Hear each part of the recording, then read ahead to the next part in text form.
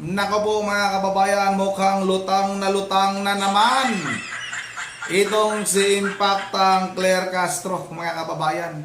Ano kaya yung sinisinghot nitong si Impactang Claire Castro mga kababayan? Bakit lagi itong mukhang lutang? Pero pag magpatuloy sa ating pag-uusapan, ako muna ibabati ng magandang hapon sa ating mga subscribers, sa ating mga viewers. Maraming salamat sa inyong suporta. Shout out sa inyong lahat. Yun ang mga kababayan, bakit sabi kong mukhang lutang ulit itong pag-iisip nitong si Impactang Claire Castro. Ano kaya yung sinisinghot nito lagi mga kababayan? Bakit ganito ito magsalita? May tanong kasi mga kababayan, yung isang reporter, kung ano ba daw ang reaksyon ng Malacanang sa sinabi nga ni Mayor Benji Magalong mga kababayan ng Baguio City na napakabagal daw ng investigasyon nga kaugnay nga sa flood control mga kababayan. Bakit hanggang ngayon wala pang malaking isda mga kababayan na nakulong, at lahat ng mukhang nakakasuhan mga kababayan yung kalaban lang nila sa politika. Alam niyo ba kung ano ang sagot ni ICC mga kababayan? Napunta sa rock knitting. Imbis magpaliwanag mga kababayan, tinarget ni Impactang Claire Castro yung rock knitting mga kababayan. Di ba? Lutang. Ang tanong, flood control. Pero napunta sa rock knitting. O ito na. Huwag na natin ito nga patagalin. Sabay-sabay na natin ito. Hirap talaga mga kababayan pag yung amo mo ay bangag, ang mangyayari din talaga mga kababayan, ang iyong tagapagsalita ay lutang din. Ngagba din talaga ang kakalabasan mga kababayan. Ito na, sabay-sabay natin itong panoorin. Sa flood control pa rin. Mukhang nagbigay ng statement si Baguio City Mayor Benjamin Magalong. Ang bagal daw ng investigation sa flood control. Okay. Kung titignan po natin ang history, sabi nga po natin, nag-start po talaga ng masinsinang pag-iimbestiga mga bandang September, October, nung nakaraang taon. Pero wala pa pong isang taon, pero marami na po ang naimbestigahan, marami na pong na-issue na warrant of arrest, at paulit-ulit na lang po ako na sinasabi ito. At kung nababagalan po ang isang mayor, katulad ni Mayor Benji Magalong, kung balikan natin ang mga kwento at istorya, taong 2019, inamin ni Mayor Benji Magalong na sinimulan niya nang mag-imbestiga patungkol sa rock netting. 2019. Pero na-call out siya ni Secretary or rather Senator Trillanes taong 2025. September 10, 2025 ay na-call out siya at sinabing matagal na naimbestigahan ang rock netting according to the mayor, pero wala pa siya na pangalanan at wala pa siyang na-idemanda man lang. Ayon din kay Senator Trillanes, di umano, ay parang mayroong kinakatakutan na mabulgar na pangalan. At sa isang interview din naman, October 20, 2025, inamin ni Mayor Magalong na 2019 pa ay sinisimulan niya ng imbestigantong rock netting. Pero 6 na taon ang lumipas, wala pa rin siyang nagawa tungkol sa issue ng rock netting. So, sino po ba kaya ang mas mabagal? Kung merong kakayanang mamintas at magturo, dapat ay may kakayanan din kumilos para makatulong sa gobyerno at hindi puro pamintas. Napapansin ninyo mga kababayan yung mata ni ICC? Dilat na dilat mga kababayan. Mukhang marami ata yung kanyang nakain mga kababayan. Kasi kung inyong pagmamasdan ng mabuti, yung kanyang mata, talagang dilat na dilat. Hindi. Hindi normal mga kababayan. Sige, patuloy natin ito. Pamimintas lang ang alam at pamilya. Meron ding Yusek, na binanggit naman doon sa ongoing impeachment trial si Mayor Magalong. Ang sabi niya, meron siyang i-implicate na ilang mga House impeachment prosecutors na meron naman ng budget insertions. Nakikita ba ng Palace sa USEC na makakasira ito doon sa credibility ng hanay ng prosecution? Muli, no, kung sino naman po ang mga prosecutors dito, kung ano nagaganap na proseso sa impeachment, ay hindi naman po hahadlangan kung anong mga issues sa kanila. Pero galing muli ang komento, Sir Alvin, kanino ulit galing ang komento? Reportedly kay Mayor Magalong. Mayor? Mayor Benjamin Magalong. Okay. So muli, no, sinabi ni Mayor Magalong na involved ang mga ito sa na anomalya, tama, corruption. Lutang mga kababayan. Oh, ito. Ayan yung maniwala sa akin. Lutang ha. Lutang talaga. Hindi tayo nagsisinungaling mga kababayan. Ito, patuloy natin to. Budget insertion. Project insertion. Okay, okay. So, in other words, marami siya muli nababanggit ng mga issues. Pero wala pa rin siyang napapangalanan. Nandiyan pa rin po, siguro mas maganda po, na hingin nyo rin sa kanya kung ano yung naging resulta sa 30-30-30. Saka yung 7-7-7. Namatay ang issue, walang anumang naimbestigahan. And at the Namatay same o time, pinatay? meron din siya sinabing 90%, di umano, ang corrupt sa House of Representatives. Pero wala pa rin siya napapangalanan. Maski na po, patungkol sa EJK, sinabi niya na alam niya na maraming pumatay lang para pumatay. At may report siya. Pero hanggang ngayon ay wala pa rin siyang narireklamo patungkol sa mga nang-abuso Ito naman sa EJK. di umano sa EJK. And maganda po sigurong ito mabanggit dahil nung siya tinanong naman patungkol sa impeachment trial na kinakapalooban or involving the Vice President, ang kanyang sinabi lamang ay, I would like to invoke my right to remain silent. So, parang magkaiba ang kanyang panuntunan pagdating sa ibang tao at sa Vice Presidente. Ayun na nga mga kababayan, ang katanungan niya, impeachment at blood control. Napunta sa RAC meeting at sa EJK mga kababayan. O ito pa mga kababayan, sige hayaan natin yan.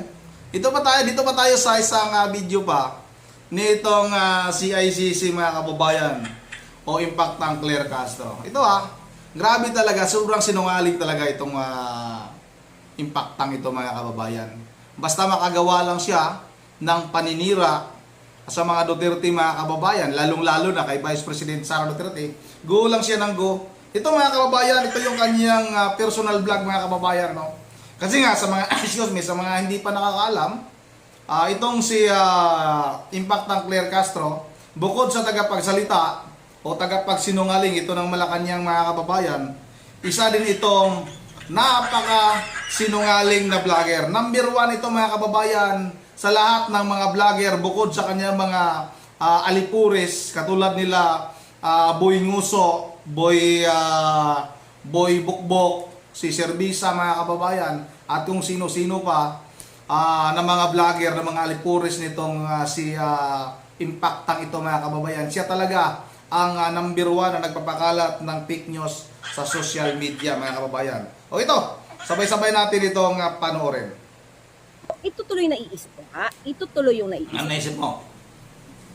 From the start, binabanata na ni dating Pangulo Duterte si BBM. Di ba? I don't know kung magiging tama ba yung kutob Kutob mo ko. lang yan. Na feeling Feeling ko, in-start niya itong dipain. In-start lang niya. Parang alam mo yun, parang actually ano lang siya pahapyaw-hapyaw. Sige. Pahapyaw-hapyaw. So, if ever na mananalo si PBBM at yun yung plano talaga nila, nasimulan niya ng dibain, impliedly, tapos sa kanya, ito todo at the right time. In-start nila sa January, pero siya, bait-baitan pa siya. Right?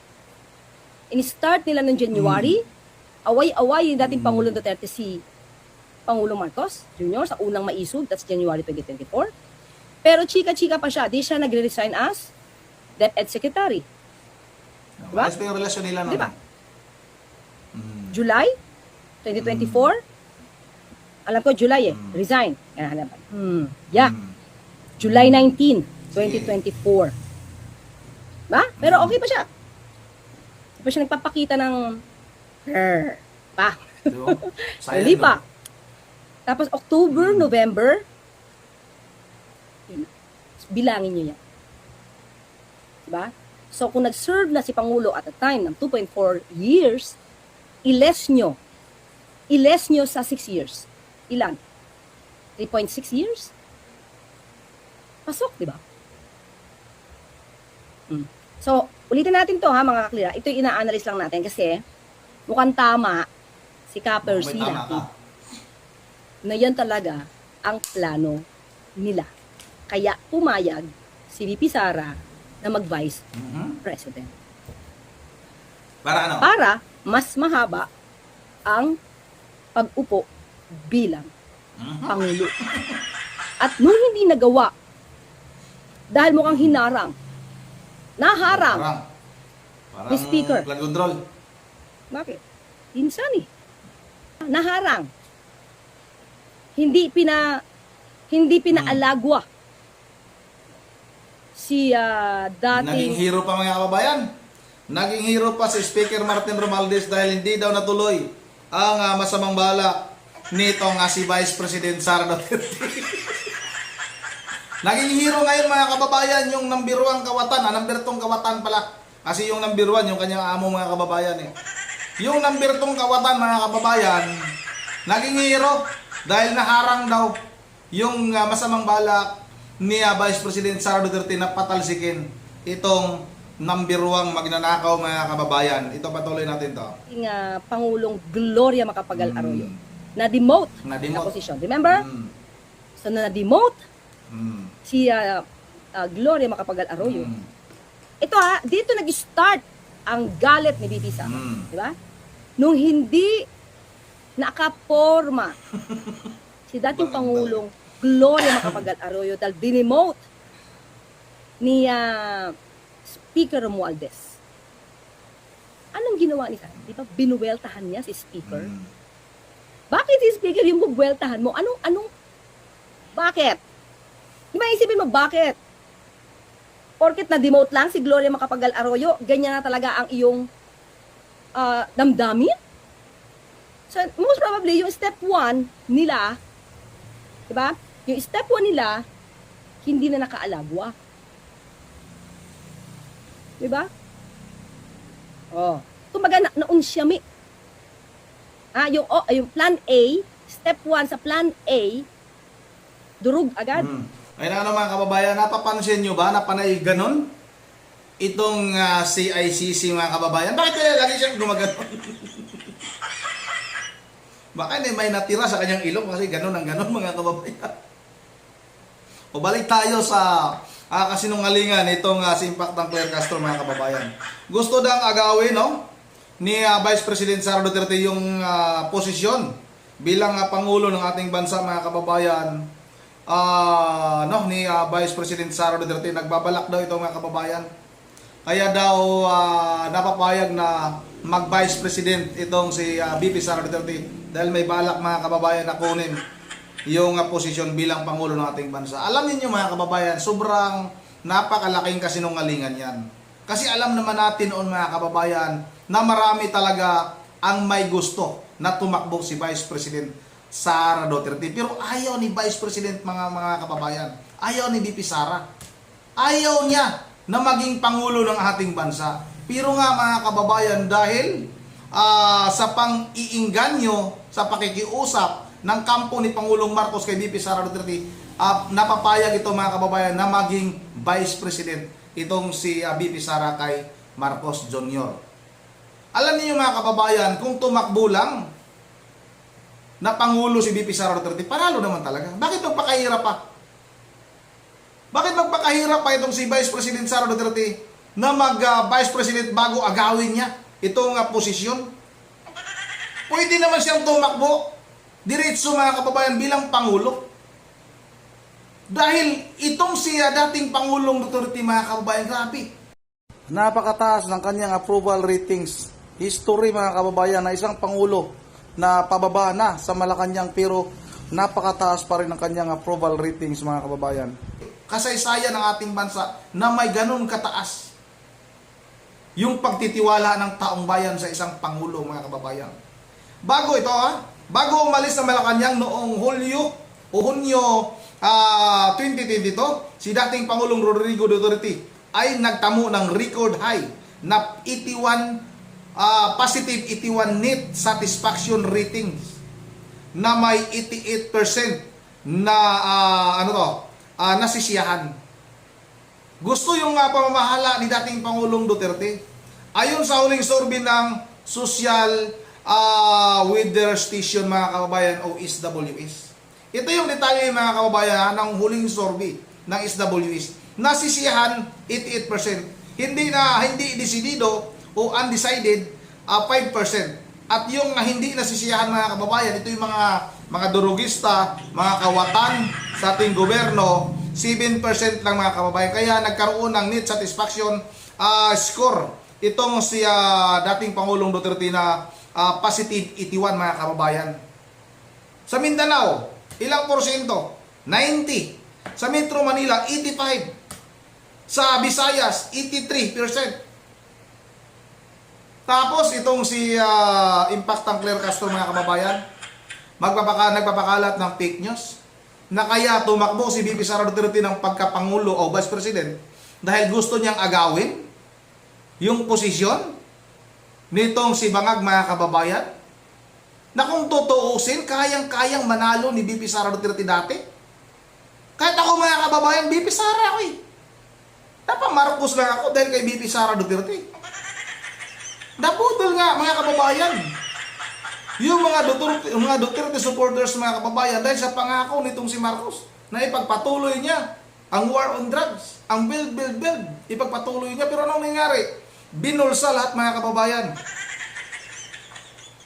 at ibinalik lahat ng mga adik sa lansangan. O di ba nabudol tayo, mga kababayan?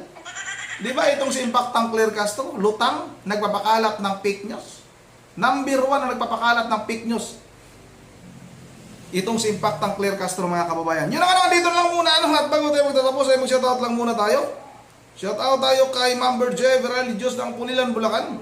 Sa kanya mga apo, Coco, Dion, Yuri, at kay Sagi. Oy, belated happy birthday pala ha kay Sagi. Birthday niya kahapon. Pasensya na, Ma'am Virgin, hindi ko nabati kahapon si excuse me, si Sagi. Si Sagi ba? Tama ba? Ang may birthday kahapon. I-check lang natin ha. Tika lang, nasaan na yan? Ayan, good evening, Rondi, New TV. Ingat mo at more blessing. Pakbati naman ang apuming si Sagi at birthday niya now. Thanks sa pag-shoutout ulit. Birthday niya kahapon, no? At hindi ko na bati kahapon yung apo ni Ma'am Virgin, si Sagi. Belated happy birthday sa iyo, Sagi, apo ni Ma'am Virgin, very religious ng Pulilan, Bulacan. Maraming salamat sa iyo, Ma'am Virgin. At shoutout na rin kay Ma'am Joyce ng Japan, kay Lo Salvador, maraming salamat, kay Cesar Liagas, kay Ruby Ribilin Misaka, shoutout, kay Nilson